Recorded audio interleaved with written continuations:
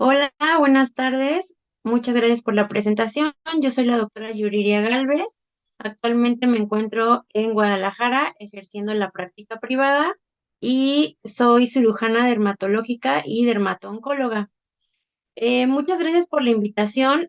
El día de hoy vamos a hablar un poco acerca del cáncer de piel y pues sobre todo recordar que el Día Mundial contra el Cáncer de Piel se celebró el día 13 de junio, ¿ok? Muy bien. ¿Por qué los dermatólogos amamos recomendar filtro solar o la fotoprotección? Bueno, por varias cosas. Número uno, porque es el proceso de fotoenvejecimiento, mejora y disminuye la destrucción de fibras de colágeno, que es la que nos da la elasticidad a la piel y su firmeza a la vez. Y la más importante de todas, porque nos previene de cáncer de piel, sobre todo por los mecanismos de mutación y de ruptura hacia el ADN en nuestros queratinocitos. Entonces, vamos a recordar un poco acerca del espectro electromagnético. La radiación solar se va a componer en tres partes. Recordemos que todo el espectro electromagnético pues va en línea recta y conforme pasa su trayecto va a ir atenuándose y también va a desviarse hasta que encuentra un receptor, en este caso nuestra piel, que pues es la que va a sufrir sobre todo los efectos de la radiación ultravioleta. Si bien la radiación ultravioleta únicamente pertenece al 9% de la radiación solar, es la que es biológicamente activa y la que nos va a afectar como tal.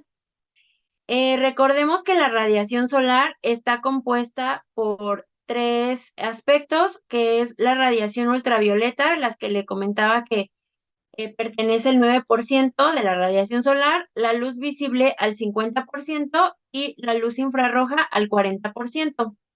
Ahora, recordemos que la radiación ultravioleta se va a dividir en tres o va a estar formada por tres tipos de radiación o longitudes de onda más propiamente.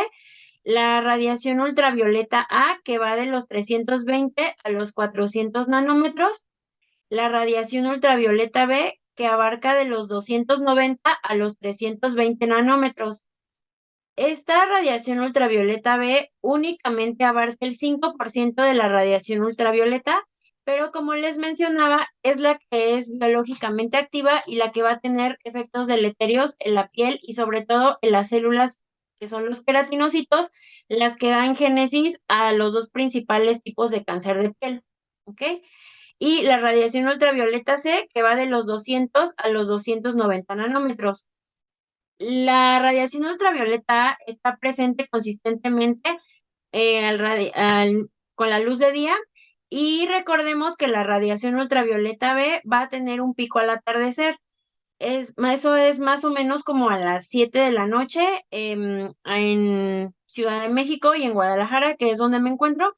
Y es por eso que se aconseja que la fotoprotección o la aplicación del bloqueador solar sea hasta que exista o deje de haber luz visible, ¿ok? Recordemos que el fotoprotector se aplica cada 4 horas, aunque no salgamos a nuestras casas y aunque esté nublado.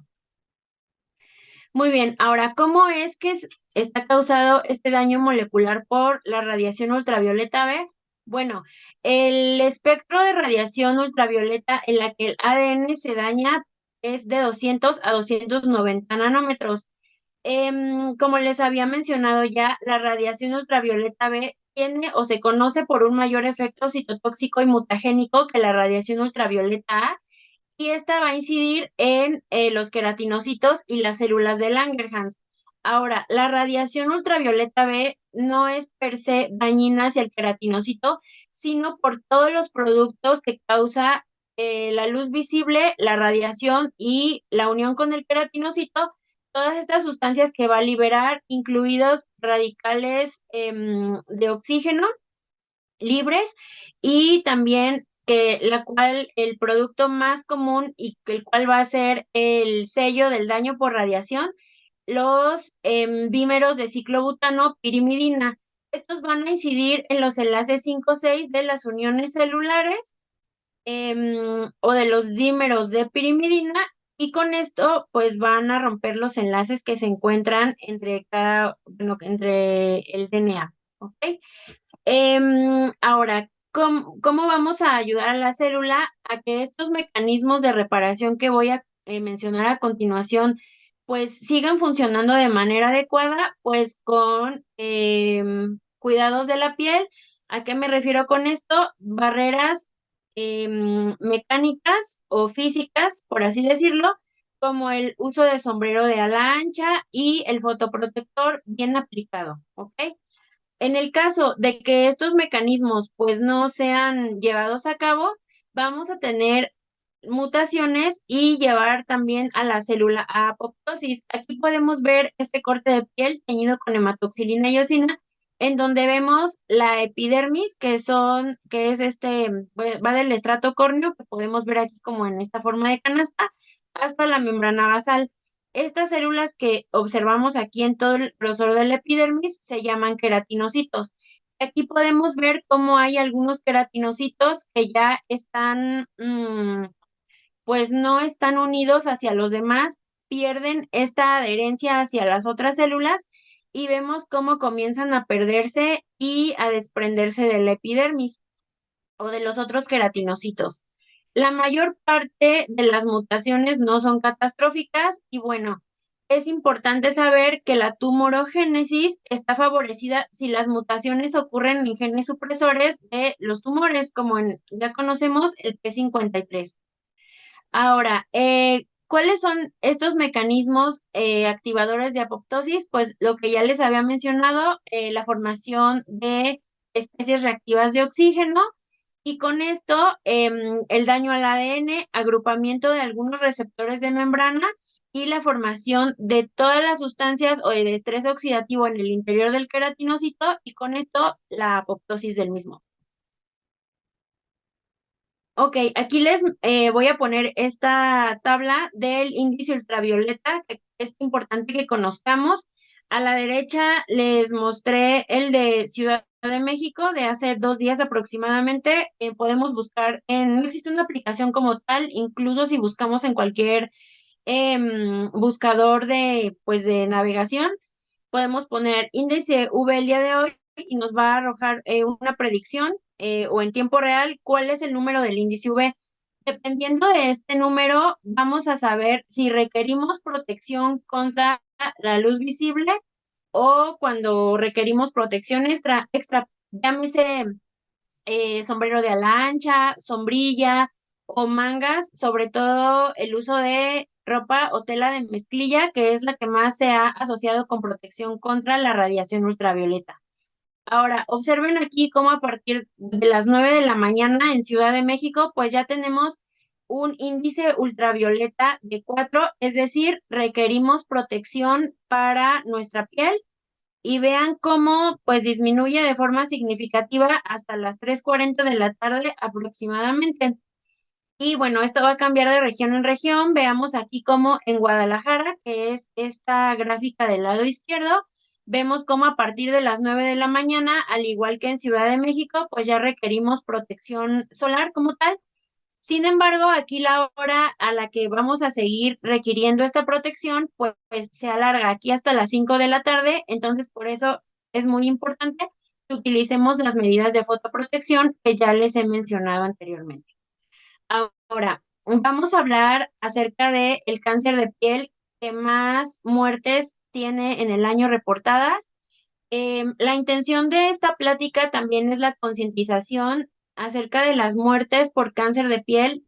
También existen y también se pueden prevenir, y podemos ahorrarle al paciente pues este camino de cirugías o de tratamientos coadyuvantes que también se pueden necesitar. Y bueno, sobre todo porque también tienen efectos adversos en pelo, en piel y en uñas. Y bueno, la importancia del diagnóstico de melanoma es que hay muchísimos casos en el mundo, si bien no es de los más frecuentes afortunadamente, pues también se reportan muertes por este cáncer de piel. Aproximadamente al año en el mundo se reportan cerca de 232,100 casos. En total abarca el 2% de las neoplasias primarias malignas y de 55.500 muertes por cáncer al año, del 1% del total de todos los cánceres diagnosticados al año en el mundo. En Norteamérica, la incidencia está reportada de 14 por 100.000 personas al año y en nuestro país la incidencia se reporta de 1.7 a 3.3 por 100.000 personas al año. Hasta 2008, las defunciones en México reportadas eran de 1.2 por cada 100.000 pacientes. Y bueno, es importante mencionar y recordar que en nuestro país el melanoma acral pertenece al 44% de los melanomas en México y que a diferencia de otro tipo de población, pues es la que más tenemos en nuestro país. La incidencia generalmente es menor a los 20 años de edad y esto es porque empieza o el proceso de fotoenvejecimiento es acelerado a partir de esta edad, ¿ok? Dentro de las mutaciones genéticas que se relacionan con melanoma, pues tenemos la principal que es la de BRAF, que también está presente en nevos, es decir, en lunares que no están relacionados con melanoma. La mutación del gen CDKN2A le confiere un papel invasivo al melanoma y la mutación de PTEN está relacionada de forma directa con la metástasis. La presencia de estas mutaciones pues va a tener como consecuencia la pérdida de regulación y de homeostasis en la célula que es el melanocito y con esto la génesis del cáncer de piel de tipo melanoma. Ahora, vamos a repasar cuáles son los principales o todas las variantes clínicas de melanoma y cuáles son los signos que nos pudieran llegar a hacer pensar que uno de nuestros pacientes tiene este tipo de cáncer de piel. Generalmente en todo el mundo se refiere que abarca del 40 al 50% de todos los melanomas diagnosticados de pacientes entre 20 y 60 años de edad. La media al diagnóstico es de 2.5 centímetros y bueno, aquí podemos ver en esta fotografía clínica cómo está representada por una neoformación que puede ser plana, poco infiltrada y arciforme.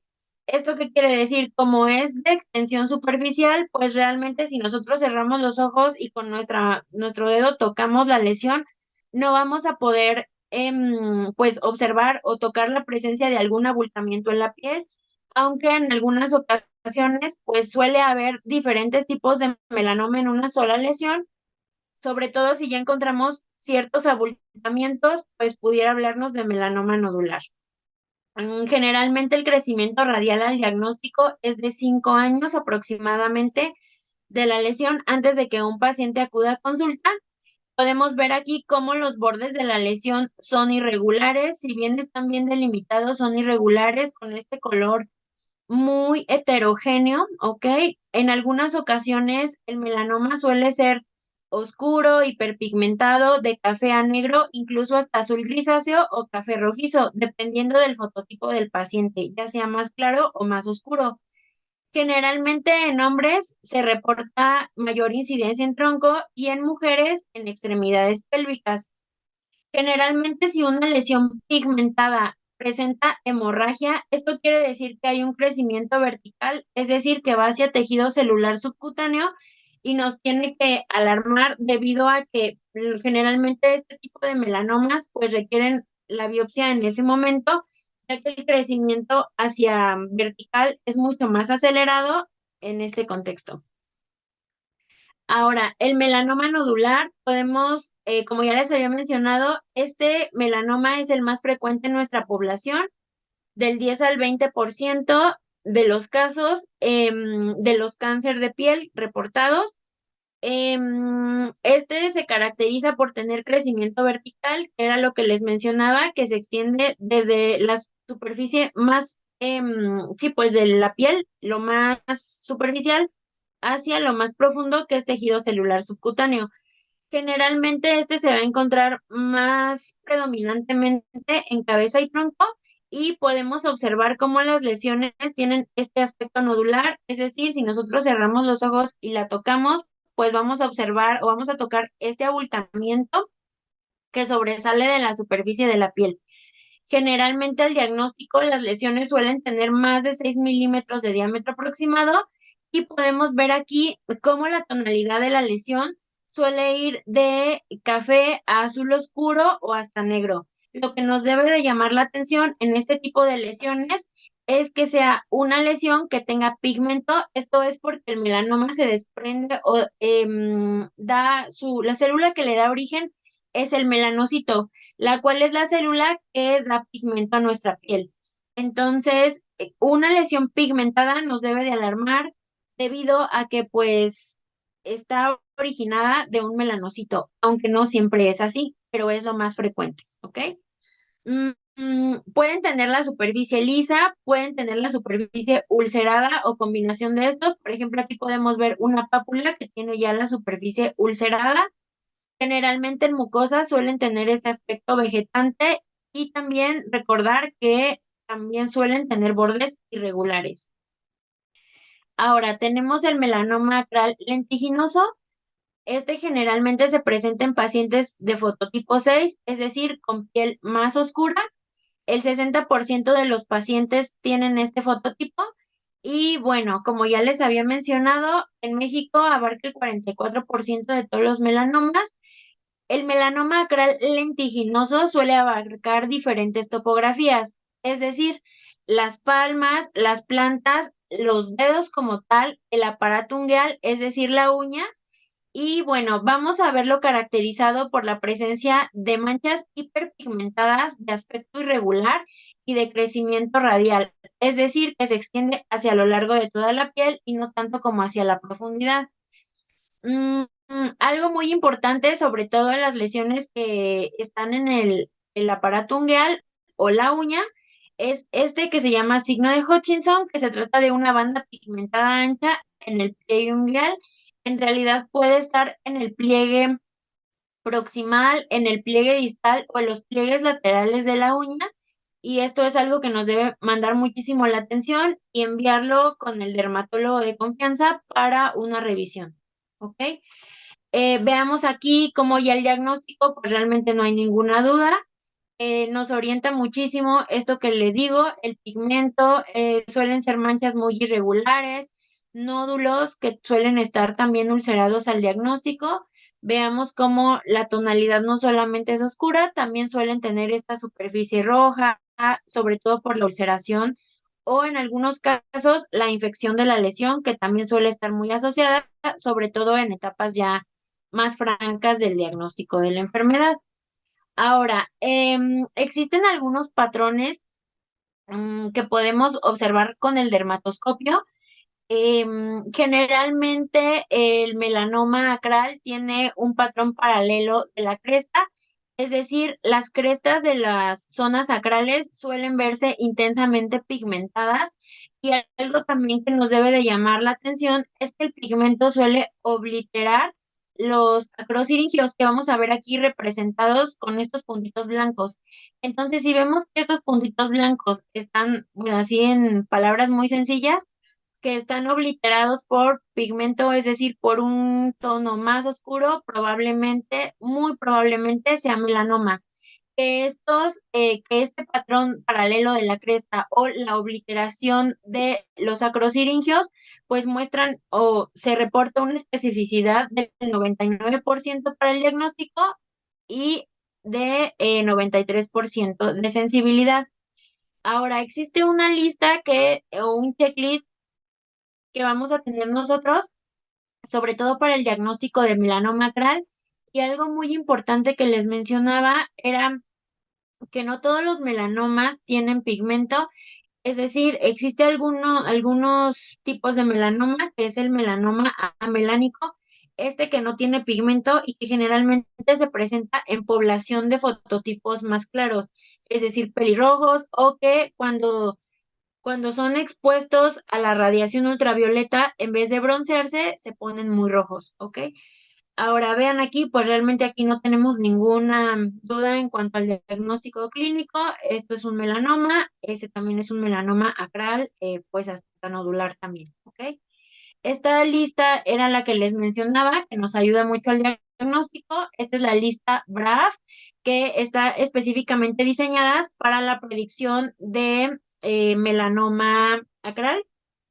Tiene reportada una sensibilidad del 93% y especificidad del 86%, aunque recordemos que al final el diagnóstico pues siempre es histopatológico, ¿ok? Dependiendo de cuál sea la característica de la lesión, le vamos a dar algunos puntos de +1 a +3 y podemos restar -1 punto. El diagnóstico dermatoscópico, es decir, por imagen con este aparato amplificador, una vez que tenga un punto, pues ya se le hace el diagnóstico de melanoma. Vemos como manchas irregulares, es decir, si nosotros ponemos una línea a la mitad de la lesión y la mitad izquierda no se parece a la mitad derecha, entonces le damos un punto. Incluso aquí, pues totalmente irregular la mancha. El patrón paralelo de la cresta, que era lo que les mencionaba, nos da un patrón de 3 puntos. Vemos cómo hay una pigmentación muy, muy franca en las crestas acrales, asimetría de estructuras, asimetría en colores, es decir, aquí podemos ver patrones muy, muy heterogéneos y como criterios predictivos negativos tenemos el patrón paralelo del surco y el patrón paralelo fibrilar. Ya con que tengamos uno de estos puntos, entonces el diagnóstico dermatoscópico está hecho y pues procederemos a la toma de biopsia. Existe también otra lista para melanoma subungual. Esta es la regla ABCDEF. También nos va a puntuar generalmente con que la lesión tenga uno o varios puntos de estos, pues ya nos orienta mucho más al diagnóstico. Edad de 50 a 70 años en pacientes afroamericanos, nativos americanos o asiáticos, que la melanoniquia, es decir, que el pigmento mida más de 3 milímetros con bordes irregulares, como por ejemplo en este caso, que tenga tonalidades de café hacia negro y sobre todo que el paciente haya observado cambios en la pigmentación o en el tamaño de la lesión. Generalmente el dedo afectado suele ser el primero o el segundo dedo y sobre todo siempre es uno. Algo que les mencionaba también era la extensión del pliegue unguial, es decir, el signo de Hutchinson, la intensidad de este pigmento y el antecedente familiar, sobre todo por algunos tipos de mutaciones que se relacionan con melanomas genéticamente pues, predispuestos. Recordemos que en cuanto a melanoma subungual, del 8 al 33% de estos generalmente se diagnostican en población no caucásica y hasta un cuarto de los pacientes ya presentan metástasis o invasión linfática al diagnóstico de melanoma subungual.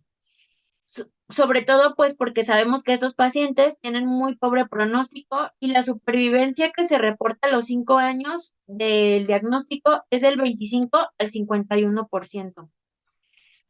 Recordemos que también existen melanomas que no tienen pigmento. El melanoma melánico se presenta en pacientes de fototipo más claros y generalmente el diagnóstico, el 60% de los pacientes ya presentan metástasis ganglionares.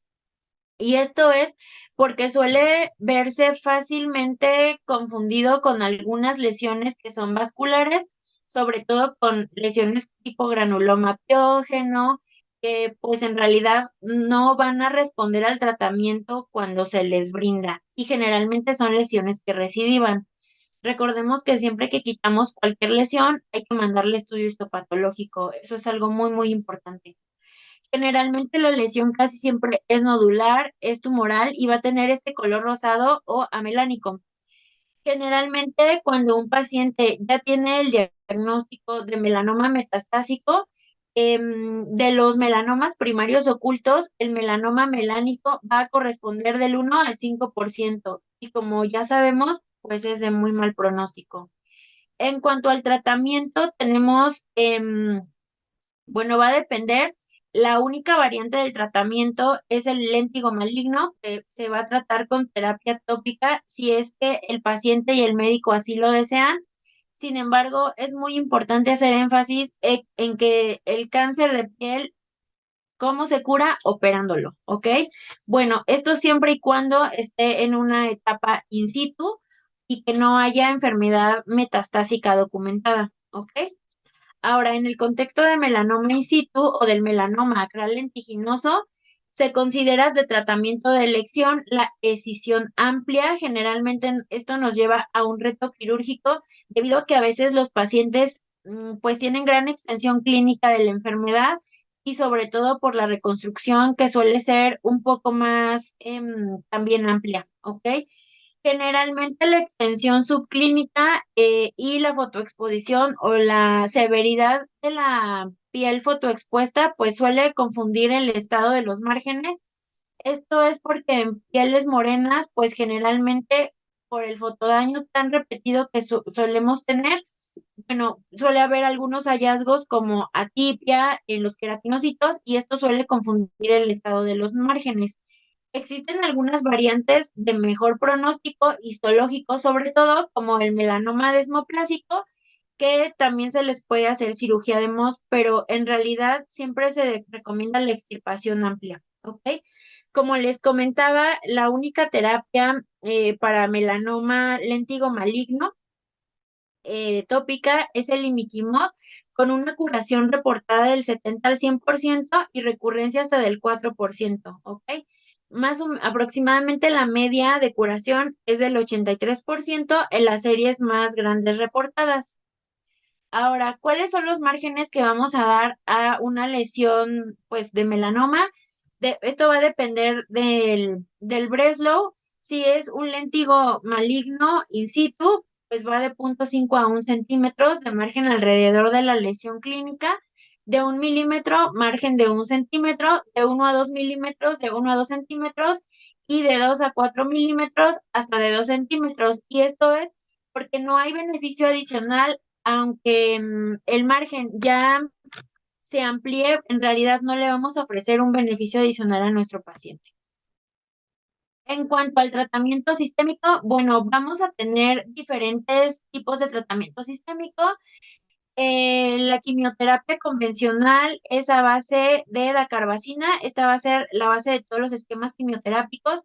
Sin embargo, se reporta con pobre beneficio en la supervivencia. También está la temozolamida, que es un análogo de la dacarbazina. Esta se administra vía oral y penetra el sistema nervioso central en caso de que haya metástasis en esta topografía. Existe también la inmunoterapia, que bueno, en realidad la base de la inmunoterapia es de anti-PD1 y pues como primera línea y en segunda línea, bueno, puede estar en monoterapia o en combinación con un anti-CTLA4. En este caso, el más utilizado es ipilimumab, ¿ok? Aquí les pongo también algunas terapias también que se utilizan, como la anti-PDL1 y también en estadios, pues sí, avanzados o etapas clínicas metastásicas, está el uso de interleucina 2 o de interferón alfa, sobre todo como adyuvante en pacientes con alto riesgo de recurrencia. También existe la terapia dirigida, en donde vamos a utilizar inhibidores del BRAF como bemurafenib o dabrafenib en el caso de que esta mutación sea documentada en nuestro paciente, inhibidores de MEK y también están los inhibidores de KIT. Ahora, algo que les mencionaba en cuanto a la terapia adyuvante sistémica es que no se recomienda en etapas clínicas 1 y 2, es decir, aún no hay enfermedad metastásica. De primera línea, el paciente recibirá anti-PD1 o anti-PD1 más anti-CTLA4 y en caso de que no, pues no tengan respuesta adecuada, inhibidores del BRAF o inhibidores del MEK, ¿ok? Y hay algunos pacientes o algunos estudios clínicos que se han realizado con exposición al paciente a inhibidores de la tirosinquinasa, ¿ok? En cuanto a la etapa clínica igual 3 y 4, en donde se haya documentado mutación de NRAS, pues se le va a dar el tratamiento con anti-PD1 y anti-CTLA4, ya sea en monoterapia o en combinación, inhibidores del MEK y reexposición a TKI. Ahora, esto es todo acerca de melanoma. Ahora vamos a hablar del carcinoma vasocelular y del carcinoma epidermoide, que, bueno, en realidad ahora ya a partir de hace algunos años se recomienda que no se les trate que no se les llame por separados, sino que se les llame carcinomas queratinocíticos. Esto es porque así como melanoma tenía su célula de origen melanocito, los carcinomas vasocelulares y los carcinomas epidermoides o de células escamosas tienen su origen en los queratinocitos. Entonces, pues ya se les debe de llamar carcinomas queratinocíticos. Estas neoplasias malignas de queratinocitos se consideran el cáncer más frecuente en el mundo.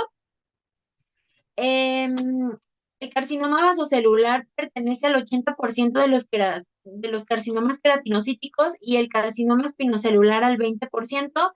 Tienen una tasa muy poco frecuente de metástasis. Sin embargo, la metástasis por estos dos carcinomas es, pues es posible.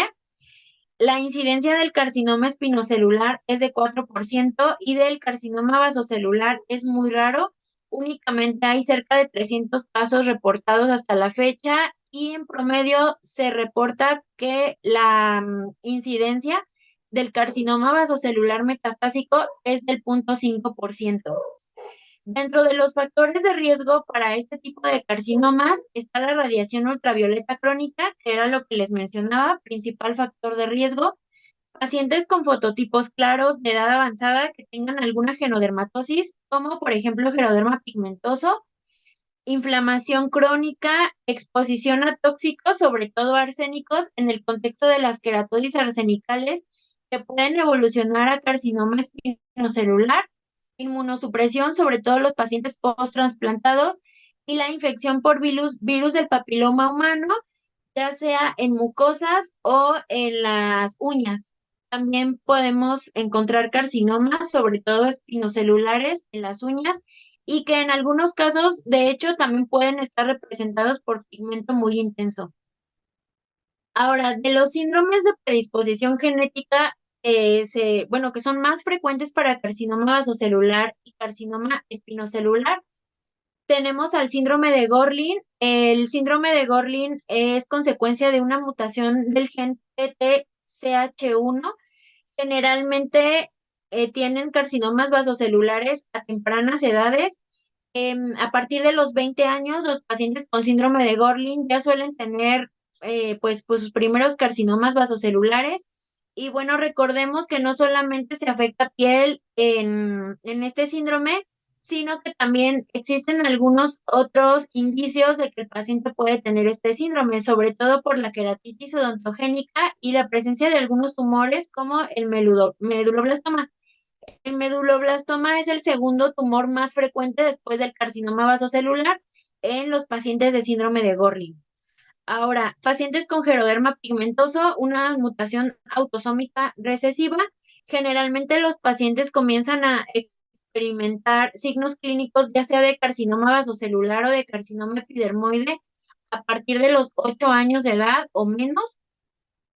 El síndrome de Basel-Dupré-Cristol es una mutación ligada al X por el gen BZX. Aparte de carcinomas vasocelulares, tendremos algunos otros signos clínicos como hipertricosis congénita, atrofodermia folicular y quistes de Milium.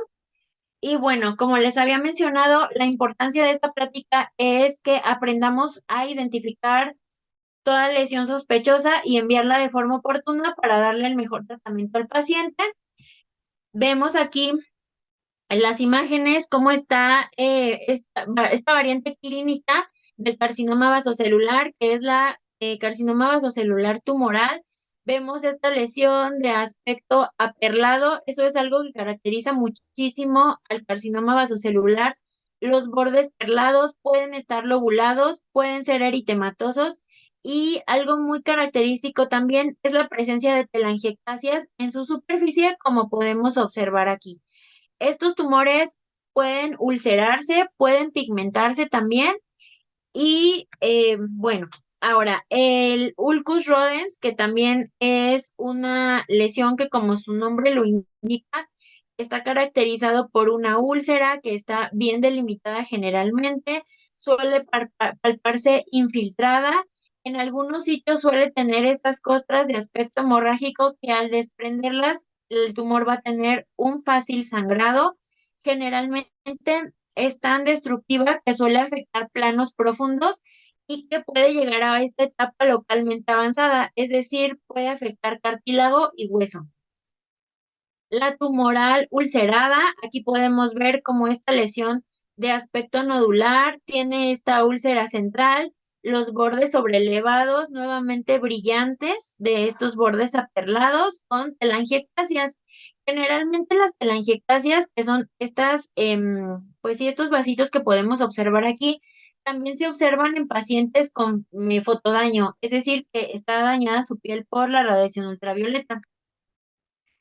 Tenemos la variedad pigmentada, que es muy frecuente en nuestra población, se reporta hasta en el 16% de los casos. Y bueno, pues generalmente también podemos observar la presencia de telangiectasias, algunas zonas estructuradas brillantes y blancas, ¿ok? Generalmente suelen tener borde perlado, pero algo muy característico es este pigmento que suelen tener en su superficie. Tenemos aquí el carcinoma vasocelular pagetoide o superficial. Se le denomina superficial sobre todo por la variante histológica y su análisis histopatológico. Vemos aquí como esta lesión, a diferencia de las otras, tiene este aspecto aplanado, eritematoso y en algunas zonas con descamación psoriasiforme. Tenemos también el fibroepitelioma o tumor de Pincus, que generalmente se observa en la región lumbar y tiene este aspecto de un acrocordón color rosado. Entonces, no todo lo que tenga color rosado, recordemos que es benigno. Y finalmente, la variante clínica morfeiforme, podemos ver cómo está borde mal definido, no tiene alguna otra lesión característica. Sí suele tener este aspecto brillante también, pero algo que lo caracteriza es que sus bordes, tanto clínicos como histopatológicos, son muy mal delimitados. Ahora, ¿cuál es la importancia de estratificar el riesgo del paciente? Bueno, sabemos que es de riesgo para recurrencia, es decir, que una vez que se haya reportado o que se le haya tratado, ya sea quirúrgicamente o con tratamiento tópico, que recurra, ¿ok? Y esto es muy importante porque generalmente un tumor que recurre ya se considera per se de alto riesgo, es decir, que pueda llegar a ser localmente avanzado. Ahora, bueno, aquí no les voy a explicar a fondo, pero quiero que vean cómo el tamaño de la lesión a partir de 6 milímetros, dependiendo de las zonas en donde se encuentren, van a ser de alto riesgo, más de 6 milímetros, de mediano riesgo, más de 1 centímetro, o zona L, que es la de bajo riesgo, pero por tamaño más de 2 centímetros, pues ya se considera de riesgo a recurrencia, ¿ok? En general, en los carcinomas vasocelulares y en los carcinomas espinocelulares, algo que quiero también que quede muy, muy claro, es que generalmente un tumor que está en cabeza y cuello, que es el 80% de todos los carcinomas, tiene riesgo de metástasis ya simplemente por el tamaño. Veamos cómo de alto riesgo está que los bordes del tumor sean mal definidos, que ya hayan recibido tratamientos previos, que sea una zona radiada, que sea un paciente con inmunosupresión, ya que sea trasplantado o que viva con infección por VIH y algunos subtipos histológicos que también son de alto riesgo. ¿Ok? Ahora, les voy a presentar aquí cuáles son las zonas de alto riesgo y en las que más debemos de fijarnos, sobre todo en un paciente con sospecha clínica de carcinoma vasocelular. Aquí solo les voy a mencionar la zona de alto riesgo, que es en general la zona centrofacial, la zona periorbitaria, también la región supraciliar, la región temporal, ¿ok? La región preauricular, posauricular, ¿ok? Ahora, vean cómo aquí, sobre todo estas regiones que les mencionaba, ¿por qué se les dice de alto riesgo? Bueno, también porque la invasión tumoral es impredecible. Dentro de estos y sobre todo, pues recordemos la nariz, la región periocular, los pabellones auriculares, la región temporal. Recordemos que pues en general cabeza y cuello es ya una zona de alto riesgo per se. Y la histología, bueno, estos son algunos subtipos histológicos que suelen relacionarse con mayor extensión subclínica y con mayor recurrencia. Por ejemplo, micronodular, infiltrante, el morfeiforme y algunas cosas que nos reportan en la biopsia como invasión perineural y recurrencia, ¿ok? Estos subtipos histológicos generalmente tienen un crecimiento subclínico de hasta centímetro y medio alrededor de la lesión visible, ¿ok? Generalmente la recurrencia se asocia con falta de erradicación tumoral y esta erradicación tumoral puede prevenirse o esta falta de erradicación puede prevenirse con con un subtipo de cirugía que se llama cirugía micrográfica de Mohs, ¿ok? En donde al paciente se le opera, en ese momento se analiza la pieza, se reporta si está libre de tumor y entonces ya con toda confianza podemos hacer la reconstrucción quirúrgica. Es también muy importante recordar que el tratamiento del cáncer de piel es multidisciplinario. Nos auxiliamos pues el cirujano dermatólogo con el oncólogo, con cirujanos plásticos, con radiooncología también. ¿Ok? De las modalidades del tratamiento, pues depende. La verdad es que casi todos los pacientes que operamos tienen un riesgo alto de recurrencia. Es por eso que la mayor parte se opera con cirugía micrográfica de Mohs. Sin embargo, la cirugía convencional también es una buena estrategia terapéutica. Y bueno, existen otras modalidades, no voy a profundizar en estas, pero para que se conozcan, está el curetaje y electrofulguración, imiquimod, 5-fluoruracilo, crioterapia y la terapia fotodinámica. Y en el contexto de carcinoma vasocelular metastásico o localmente avanzado, está Vismodegib. Bueno, em, estos tres casos que les pongo aquí son pacientes con carcinoma vasocelular cuyo, pues sí, al final de la extensión del análisis del paciente, se reportó enfermedad metastásica en todos ellos, pero quiero que vean cómo eran tumores que estaban en zona de alto riesgo, por ejemplo, en esta paciente, región supraciliar y el tamaño del tumor, más de 2 centímetros, por ejemplo, aquí ella 4.5 centímetros, en este paciente igual carcinoma vasocelular en la región temporal de 3 centímetros, carcinoma vasocelular nodular y adenoide de 2 centímetros, igualmente en la región temporal. Entonces, recordar, bueno, en realidad en todos nuestros pacientes hay que palpar ganglios, sobre todo porque las metástasis se reportan de forma más frecuente en glándula parótida, como en estos tres pacientes, y en la región submandibular o región submentoniana, y en tronco y extremidades en región axilar e inguinal. Y ya para finalizar, tenemos el carcinoma espinocelular o carcinoma epidermoide. Este es el segundo cáncer de piel no melanoma en frecuencia y los factores asociados a mayor tasa de recurrencia, metástasis y muerte eran los que les mencionaban. En cuanto a tamaño, más de 2 centímetros, que se encuentran en cabeza y cuello, que es lo que podemos ver clínicamente. Y pues en realidad es todo, ¿ok? Lo que podemos inferir clínicamente, ¿ok? De los genes mutados, la mutación más asociada es la TP53, aunque también se asocia a la mutación de CDKN2A, como en melanoma, de RAS y de Notch1. En Estados Unidos, su mortalidad se aproxima al del carcinoma de células renales y el carcinoma orofaringio. Y bueno, ya hay algunos autores y otras series ya más grandes que reportan que la incidencia del carcinoma espinocelular está igualando la de carcinoma vasocelular.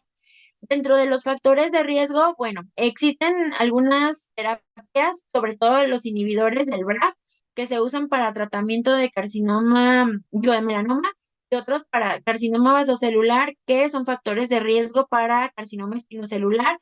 El uso de Vismodegib aumenta 8 veces el riesgo de un paciente a padecer o expresar algún carcinoma espinocelular clínicamente.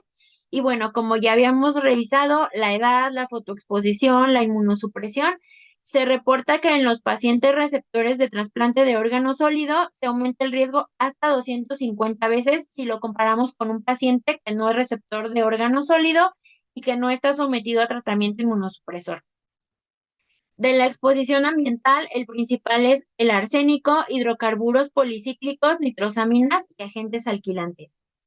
Ahora, les voy a presentar también las formas clínicas del carcinoma espinocelular, no sin antes mencionar que la topografía principal es cara, del 50 al 80% de todos los carcinomas espinocelulares se encuentran en esa topografía. Labio inferior, mejillas, pabellones auriculares, seguidos de extremidades, tronco y piel cabelluda en los porcentajes que aquí observamos. Ahora, vamos a ver, de los carcinomas epidermoides, el superficial, vemos cómo es de lento crecimiento, no en todos los pacientes. Suele observarse como esta placa de aspecto eritematoso y con esta superficie es descamativa, ¿ok? Vemos la tumoral, vemos esta lesión que tiene esta costra amarilla, que eso significa que está queratinizada en este contexto. Puede expresarse como un cuerno cutáneo, por ejemplo, y en caso de que se ulcere, también en su región central. La ulcerosa, vemos cómo está esta úlcera de bordes irregulares, es friable, es decir, sangra al tacto fácil. Generalmente se relaciona con mayor tasa de metástasis.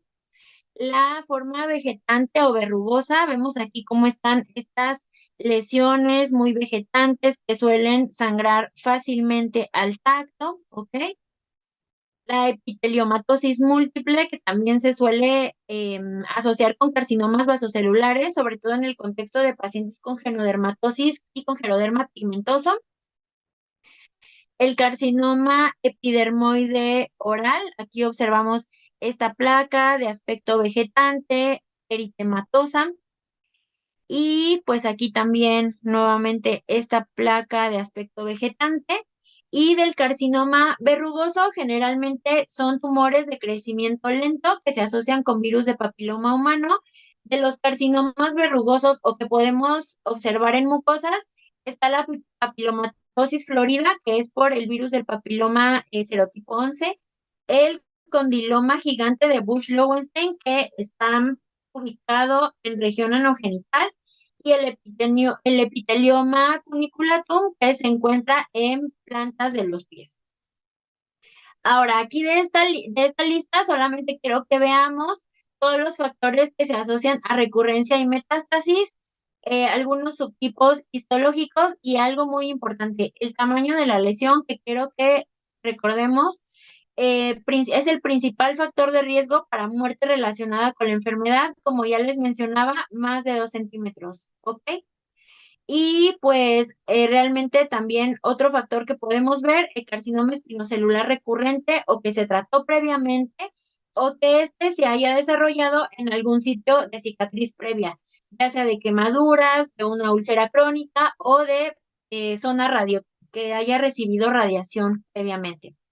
En cuanto al tratamiento quirúrgico, la Academia Americana de Dermatología solamente dice márgenes amplios, en realidad no la especifica, pero se aconseja que en tumores de más de 2 centímetros y que sean de alto riesgo, el margen que se le debe de dar a la periferia es de al menos 5 milímetros. El consenso europeo dice que de 6 a 10 milímetros y que siempre sea extirpación en bloque. Ahora, en cuanto a la cirugía micrográfica de Mohs, era este tipo de cirugía que les mencionaba que se analiza en ese momento todos los márgenes, tiene la tasa más baja de recurrencia asociada, reportándose hasta en un 2.9%. Ahora, este algoritmo, quiero que vean cómo en todos los algoritmos nos ponen si el carcinoma es primario, es decir, solamente está localizado en piel, o localmente avanzado, es decir, ya afecta cartílago o estructura ósea, o si es metastásico, ¿ok? Entonces, primero palpar al paciente, ver si el tumor es de bajo o de alto riesgo, generalmente alto riesgo, como ya les había mencionado, cirugía con margen de 6 a 10 milímetros o cirugía micrográfica de Mohs, ¿ok? Ya si es positivo el margen, se realiza una ampliación de márgenes y si es candidato o ya el tumor es inoperable, pues se le da radioterapia al paciente. Recordar que en caso de que el paciente suela ser candidato a terapia, bueno, se le puede dar tratamiento sistémico con anti-PD1 y en caso de que el paciente tenga contraindicación para esta terapia, se le dará un inhibidor de EGFR y más quimio o radioterapia. Y esto sería todo por mi parte. Si tienen alguna duda o pregunta, adelante y les dejo mi correo en caso de que tengan alguna duda posterior a la plática. Muchas gracias por su atención.